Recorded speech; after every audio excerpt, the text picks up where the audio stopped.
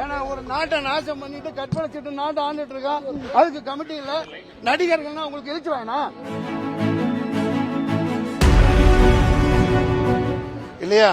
எல்லாம் நடந்திருக்கலாம். அல்லது எம்பி அவங்க இதை தாரோம் அப்படின்னு இருக்கலாம், அவங்க மறுத்திருக்கலாம். நீ எப்ப தலை நிமிந்து வாழ்ற பாத்திரலாம் அப்படின்னு யாரையும் விட்டு கம்ப்ளைண்ட் கொடுக்க வச்சிருக்கலாம்.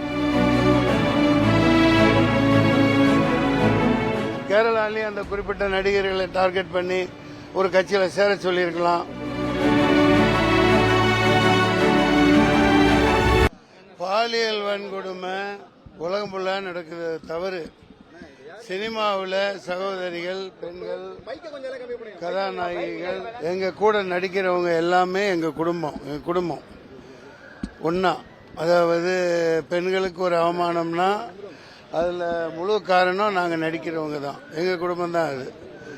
அதனால இப்ப நீங்க கேரளால நடக்குது, இங்க நடக்கல. ஒரு திருடன் ஒரு திருட்டு போயிருச்சு உங்க வீட்டில், போலீஸ் ஸ்டேஷன்ல போய் கம்ப்ளைண்ட் கொடுக்குறீங்க.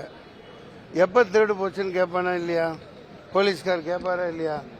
சார் ஒரு 18 வருஷத்துக்கு முன்னாடினா பலான்னு ஒரு அறை விட மாட்டாரு. முதல்ல அதை புரிஞ்சுக்கணும். எந்த துறையிலையும் ஒரு தப்பு நடந்தா ஒருத்த படுக்கைக்கு கூப்பிட்டா பலான்னு அரைஞ்சிட்டு போயிட வேண்டியதுதான். புரியுதுங்களா? தேன் எடுக்கிறவன் நக்கத்தான் செய்வான் போறங்க, அது வேற விஷயம். இப்ப யார் தேன் கூட்டில் கல் எறிகிறான்னு பார்க்கணும். சினிமாவை ஊத்தி மூடுறதுக்காக பாக்குறாங்க. இப்ப கேரளா மோகன்லால் ஒரு சின்ன ஏதோ மீட்டிங்ல ஒரு ஜாலி மூட்ல ஏதோ பண்றாருன்னா அது எப்படி ஒரு சாதாரணமா ஒரு விஷயம். அதை வச்சு அவர் கேரக்டர்லாம் இது பண்ணக்கூடாது. அம்மாங்கிறது அங்க ஒரு நடிகர் சங்கத்துக்கு எந்த ஒரு நாட்டிலையும் மாநிலத்திலையும் கொஞ்சம் இடிக்காதீங்க. நடிகர்களுக்கு பாதுகாப்புக்காகவும் ஏழை நடிகர்களுக்கு பாரு இத்தனை பேர் இறந்து போயிட்டாங்க. அவங்க குடும்பத்துக்கு என்ன செஞ்சாங்க என்னன்னு தெரியல. கொரோனான்னு போட்டு எல்லாம் ஊற்றி மூடிட்டாங்க, ஒருத்தர் போக முடியல. அந்த மாதிரி இங்கேயும் சரி நடிகர் சங்கம்லாம் பலமா இருக்கணும். அம்மா மறுபடியும் அமைக்கப்படணும். கேரளாவில் மோகன்லால், அந்த இவர் மம்முட்டி அவர்கள் எல்லாமே சேர்ந்து எல்லா நடிகர்களும் சேர்ந்து உடனடியாக அமைக்கணும். நடிகர்களுக்கு ஒரு அமைப்பு இருக்கிற வரைக்கும் தான் நாட்டு மக்கள் சந்தோஷமா இருக்க முடியும். எல்லாத்தையும் சந்தோஷப்படுத்தத்தான் நாங்கள் இருக்கோம். இப்ப இவ்வளவு நீங்க அதாவது சினிமாவை கேவலப்படுத்த, சினிமாவை அவமானப்படுத்த ஒருத்தர் இப்ப கட்சியா ஆரம்பிக்கிறாங்க. சகோதரர் தம்பி எங்கடா வந்துடக்கூடாதோ.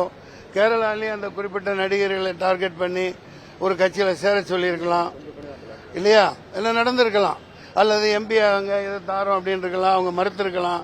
நீ எப்ப தலை நிமிந்து வாழ்ற பாத்திரலாம் அப்படின்னு யாரையும் விட்டு கம்ப்ளைண்ட் கொடுக்க வச்சிருக்கலாம். சினிமாவை நாங்கள் விட்டு கொடுக்க முடியாது. சினிமா தான் மக்களுக்கு மகிழ்ச்சியை தர்றது. அதை இழுத்து மூடி எல்லாத்தையும் கேவலப்படுத்தலாங்கிறதுக்காக இதை செய்யப்பட்டிருக்கலாம். உண்மை இதுதான். இப்போ உன்னாவ் எங்க உத்தரப்பிரதேசில் அந்த பொண்ணை கற்பழிச்சு நாசம் பண்ணி கொண்டாங்களே, அதுக்கு கமிட்டி அமைச்சாங்களா? பெல்கிஸ் பானு வழக்கு என்னாச்சு? குடும்பத்தையே காலி பண்ணாங்களே. கற்பழிச்சு ரேப் பண்ணி நாசம் பண்ணி ஆத்ரஸ்கி பேட்டி ஆத்ரஸ், அதாவது நடு ராத்திரியில கொண்டு போய் அந்த பொண்ணை அந்த குடும்பத்துக்கு கண்ணிலேயே காமிக்காம ரேப் பண்ணி கொலை பண்ணி டயரை போட்டு போலீஸ்களை வச்சு டயரை வச்சு குடும்பத்துக்கு பாடியை கூட கொடுக்காம சிறைச்சாங்களே, அதுக்கெல்லாம் கமிட்டி அமைச்சிட்டாங்களா? உங்களை கேட்கிறேன், கமிட்டி அமைச்சு தண்டனை கொடுத்தாங்களா? தூக்கு தண்டனையில போட்டாங்களா? பல்கேஸ் பானு வழக்குல இன்னும் தலைமறைவா இருந்த தடிப்பாருங்கிறவர் இன்னைக்கு நாட்டை ஆண்டுகிட்டு இருக்காரு. பல சட்டங்கள் போட்டு அவங்கள தண்டிக்கிறதுக்கு நீங்க கேள்வி கேட்டியா? இங்க பாருங்க, நான் கேட்கறதுக்கு பதில் சொல்லுங்க. நான் எல்லாத்துக்கும் தெரியறவனா இங்க நிக்கிறேன். நீங்க மறைஞ்சிருந்து கேள்வி கேட்கறீங்க. நீங்க என்ன பத்திரிக்கை அதை சொல்லுங்க எனக்கு. இல்ல நீங்க என்ன பத்திரிக்கை நீங்க பதிவு பண்ணுங்க. இங்க பாரு, கேட்கறதுக்கு பதில். நான் ஒண்ணு சீமான இல்ல. நீங்க கேட்கறீங்கல்ல, இப்ப குறுக்க நான் பேசிட்டு இருக்கேன், மறைச்சு கேட்கறீங்க. என்ன இது பொது இல்லாம என்ன? ஏன்னா ஒரு நாட்டை நாசம் பண்ணிட்டு கற்பழிச்சிட்டு நாட்டை ஆண்டுட்டு இருக்கான். அதுக்கு கமிட்டி இல்ல. நடிகர்கள்னா உங்களுக்கு எழுச்சி வேணாம்.